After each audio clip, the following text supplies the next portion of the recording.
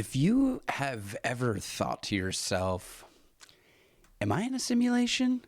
Then you're in the right place. Welcome, everybody. We are going to be checking out Timcast IRL. The conversation is about AI, then it moves on to simulation theory.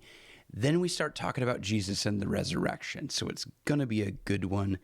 Hang in there till the end and be a part of this conversation and be a part of this dialogue, because I would love to hear your thoughts on this as well. So let's get into it, shall we? Jeff Younger, not really familiar with this guy and his work, but he drops some bombs here. And so you find out that they destroyed themselves towards the end of this movie because what they didn't count on was the id, the monsters from the id. The subconscious mind began to make another reality, a terrifying reality that destroyed them. That is terrifying. Because one of the things that in such a world where you're in a pod and you can make any world, your unconscious mind could take control. Yeah, so this is the idea, so we're creating AI. I'm not a freaking computer scientist. We're creating like virtual reality, and then AI starts to create virtual reality. But here's the thing. Human beings cannot be truly objective. We're always going to impart some bias that we have into whatever we make. So if we're creating an AI or we're creating a virtual reality, then we're going to impart something of ourselves into that creation. And as a Christian, I believe we're fallen. I believe that we have broken the fellowship with God. We have fallen into sin. And whether you're in there with the subconscious stuff, I don't exactly know. But here's what I do know. If the subconscious exists, the subconscious is going to be fallen. Our condition is that way.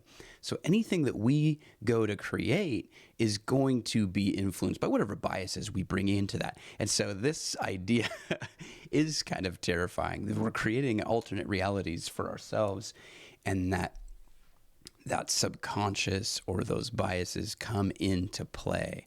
So, all right. So there's the simulation. That's the setup there. Okay. Simulation, AIs, and then the conversation kind of turns. They start talking about video games and all kinds of other stuff. So we're just going to skip through here. Dolphins and some larger whales. Someone was saying Jesus is alive. Jesus Christ is alive. And I was like, I think what you want to start saying is Jesus Christ is sentient. See, there we are. Like, part of the reason this channel exists is that this stuff pops up all over the place. So it's like, we're talking about AIs, we're talking about virtual reality. Jesus is alive. Now we're talking about the resurrection of Jesus on an episode of Timcast with Ian and Libby and the usual suspects. Here we are talking about Jesus. Is Jesus alive? Is he sentient? Because his body died, so he's dead, but his soul lives on in a form of sentience, this like field of magnet of whatever it is, if it's plasma or something greater than that, that's still there interacting with us. Well, in Orthodoxy, we reject the ghost in the machine idea. So we don't believe that a soul and a body are separate things. We don't believe that a soul and a body are separate things, and we believe that Jesus rose bodily. There's not this like he rose as a ghost. This is Luke. Let me see if I can find this real quick. This is Luke chapter 24, verse 39. This is after Jesus' resurrection. Now, he has a glorified body. He's teleporting. He's going through walls. He's doing all kinds of stuff. But he's also eating grilled fish. So don't get lost on that, folks. There's some discussion about all of this, and they're wondering if they're seeing a ghost. He says this, "See my hands and my feet, that it is I myself. Touch me and see, for a spirit or a ghost does not have flesh and bones, as you see that I have." So Jesus rose bodily. We don't believe that the soul and the body are separate things. We believe God created people to be whole. And so, yeah, good. Again, I just love that these conversations are taking place on the internet. So the way I have tried to describe this... So would you say that you're like a physicalist? Yes, in a way. The way I've tried to explain this to secular people is you could look upon a soul as a transmitter, right? And the software program that runs the hardware that does the transmission is the soul, right? But you could also look at the soul as a receiver. There's a transmission from God, and your body is capable of receiving this transmission and understanding it and I think I and follow. even interpreting it in certain ways. And when you die, the signal doesn't go away. That. When you die, the signal doesn't go away. So this whole conversation about simulation theory, I've always wondered this. Why is it that some people are comfortable with the idea of being in a simulation, but maybe they're not as comfortable with the idea that God created the universe?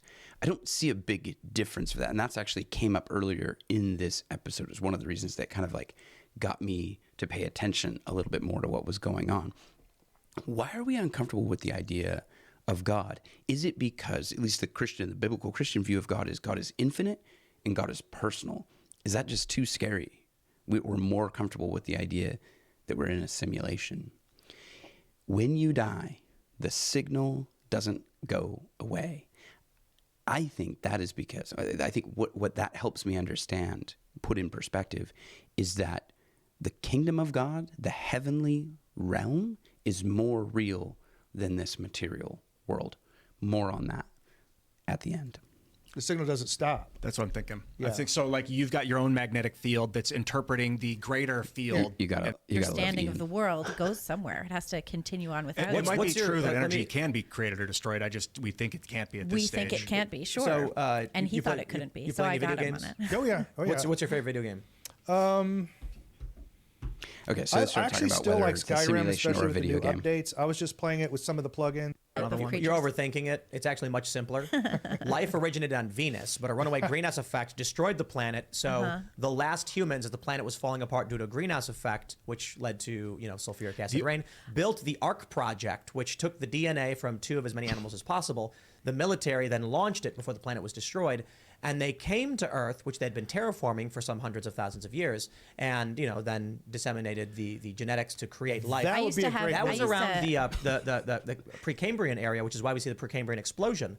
That's when the Ark project deposited all of the new animals because we needed to now start colonizing Earth. Got it. Unfortunately, Venus was destroyed, and now we can't go back and check because the density of the acid destroys Is our this the satellites plot and from probes. Dune? When I was a kid, I used to think that Am I lost? Did I miss that? Somebody tell me what that plot is. But yeah, we're more comfortable with we do these mental gymnastics to say, oh, we're in the simulation. What people are observing is a metaphysical world, a spiritual world. But that's the world. The world is material and it's supernatural. It's spiritual. That's the world as it is in total. If we think that it's just the material world and we start seeing things that can't be explained, we go, oh my gosh, we're in a simulation. We start creating all these weird ideas. Or it's just that God created the world and the world is physical and spiritual. And that's okay. I'm okay with that idea. You let me know. The reason I think that life originated on Earth in this solar system is because of the moon. Because of this weird moon, like Theia smashed into Earth 4 billion years ago, came out, ball of magma that cools down into this moon that pulls on the tides and causes for all this You have to unique love Ian, gestation right? of life. That's not what happened. What happened was when Earth was forming, I love that God look. clicked and dragged and dropped the moon and then typed in the parameters for stable gravitation. And that's why the moon and the sun line up perfectly, creating an eclipse. and then 'cause it put a was whole placed bunch of there. water on the planet Yeah. for the moon to mess Well, with. physicists recognize For the this. moon to mess I love with. it. I Yeah. mean, I get in conflict.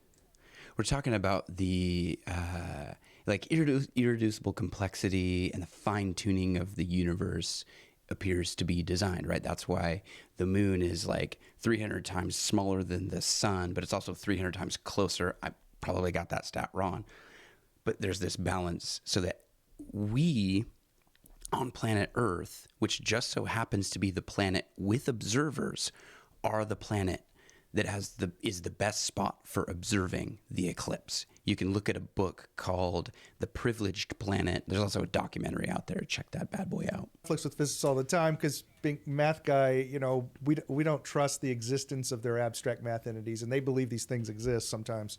So, but they have this idea of this, what do they call it? The strong anthropomorphic principle, that the universe does appear to have been designed for physicists to understand it.